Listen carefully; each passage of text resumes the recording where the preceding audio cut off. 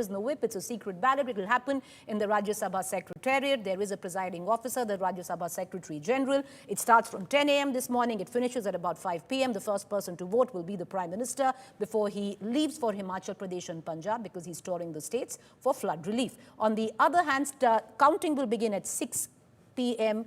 in the evening. It's a paper ballot, so it's going to take a bit of time. There are 781 where the total strength of the Electoral College is concerned. By 7 p.m., we should have the name of the 14th new Vice President of the country. So just to give you the semantics of what we're going to witness in terms of protocol. But Charu Pragya, to bring you in on this, it's interesting because ultimately, one might say that this is a boring election. You already have the numbers, which you do. And we was also a tidbit, never in the history of India has the incumbent candidate ever lost. The margin of that victory, Charu Pragya, I would reckon will be crucial to your party. You would hope to move beyond what you already have, which is 31 over the halfway mark, where you stand at 422. How much does that margin shift above that mark will be your victory? Preeti, good morning to you. Good morning to my fellow co-panelists. And we are all keeping our eyes on the vice presidential election today to see how large the margin is going to be. You're absolutely right. The NDA candidate is going to win and win with thumping conviction.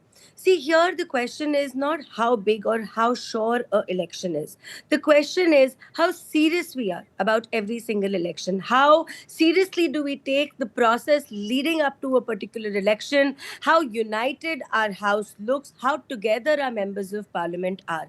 And this has been reflected amply in the last couple of days. If you see yesterday, even when the workshop was being conducted, NDA stood united, everybody attended the workshop. What is happening in the opposition bloc? Their bloc stands fractured. Their own alliance partners are probably going to be abstaining from voting, and then let's see the number of cross-voting which happens. We also have to note here that the leader of opposition, Rahul Gandhi, is missing in action. Yes, he wanted to take a vacation, but could this vacation not be before the election of the vice president or after? How many times is an MP or a person even expected to vote in their lifetimes? Once in 5 years for the national elections, and for a member of parliament to have the privilege and the honor of voting in an election such as this is very high. But of course, that's nothing new for Rahul Gandhi. Time and time again, we've seen him missing in action on very big... But he's here today, Charu Pragya. He's here today. He'll be casting his vote. You have a valid question. Where was he before that? He will come back. Use that time.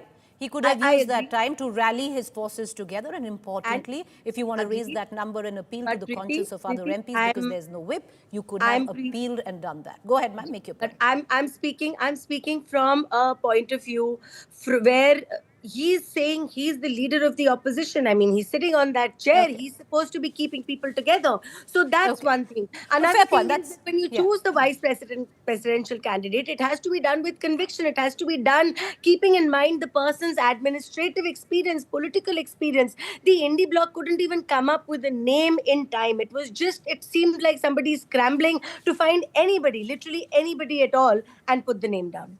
All right, but Sudarshan Reddy has quite an illustrious career behind him, Charu Pragya. The sheer fact that after 2013, it was the BJP that wanted him elected as the Lokayukt Goa. But I'll come back to that. I want to bring in Javed Ansari into this conversation. Javed Ansari, a very good morning. What does it look like to you for somebody who's covered Parliament for many, many years, Javed?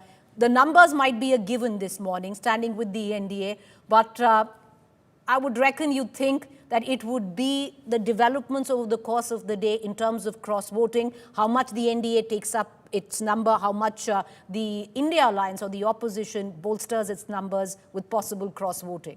The devil will be in the detail on who's actually gained ground. Look, Preeti, this is not an election that is likely to quicken the pulse.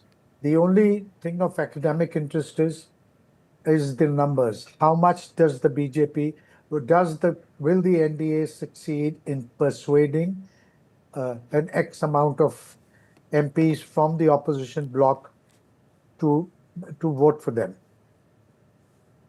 The last time around vice president elections were held, Mr. Dhankar got 500 plus votes. Mm-hmm. Will the NDA be able to repeat that number or come anywhere close to that number? As it is, parties that had earlier supported the NDA in the previous elections are have chosen to abstain, or at least they've announced that they will abstain. Mr. Biju Patnaik's BJD and the BRS have said that they will abstain, they will not participate in this elections. So these were plus votes. They haven't gone against them, but this will certainly not add up to the BJP's tally. So as an observer, as a student of political science, I'd be very keen on knowing, has the BJP succeeded at all in persuading some of their sleeper cells to come and start, as somebody, an opposition leader told me last night? Have they activated the sleeper cells, and have they got them to put their neck out and vote for their candidate, or is it business as usual? There was a lot of talk earlier that Chandrababu Naidu and Nitish. I don't think this is happening. This is a Reddy factor. Okay. A lot of people forget. Like you said, the devil is in the detail. The detail is that the opposition candidate is a Reddy. The TDP is a vote bank is largely Kamma. These two sides never largely refrain from voting from each other. So therefore, by not supporting Mr. Reddy, the TDP is unlikely to lose out much of their vote, because their vote is intact. The Reddys, either which way, don't vote in large numbers for them. All right, because but the fact is, Chandrababu Naidu and Sudarshan Reddy are good friends, is what we've been given to understand.